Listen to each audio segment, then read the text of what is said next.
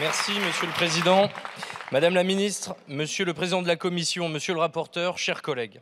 Il est grand temps, en effet, que la nation reconnaisse enfin la dette morale qu'elle contracta envers les rapatriés d'Indochine, ces oubliés de l'histoire, premiers à fuir un régime totalitaire communiste bien avant les harkis. Ces familles accueillies dès 1954 ont été abandonnées par la République qui devait les protéger. Ces rapatriés ont été parqués dans des logements indignes et maintenus sous tutelle administrative par l'arrêté Morlot. Marginalisés, ils ont été traités comme des assistés et non comme des citoyens à part entière. Et pourtant, malgré l'ingratitude, ils ont répondu à l'appel de la France. Service militaire, engagement dans l'armée jusqu'en Algérie pour certains. Leur loyauté n'a jamais vacillé. Leurs sacrifices, eux, sont restés ignorés. Ce que nous regrettons profondément, c'est que cette proposition de loi n'ait pas été le fruit d'un consensus national en nous excluant des cosignatures. L'union autour de la mémoire de ces rapatriés aurait dû être totale.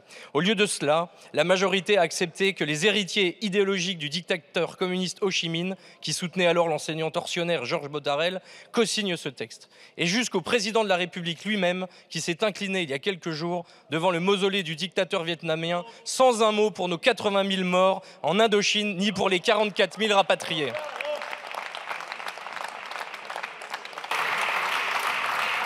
Chers collègues, pensons d'ailleurs à l'héroïque Geneviève de Galard, l'ange de Dien Bien Phu, décédée il y a tout juste un an. Cette loi, bien que tardive, est une exigence de justice. Elle aurait mérité mieux qu'un compromis politicien sectaire, une reconnaissance nationale digne, franche, transpartisane, à la hauteur de la souffrance endurée et de l'amour indéfectible de ces Français d'Indochine pour leur mère patrie. Je vous remercie.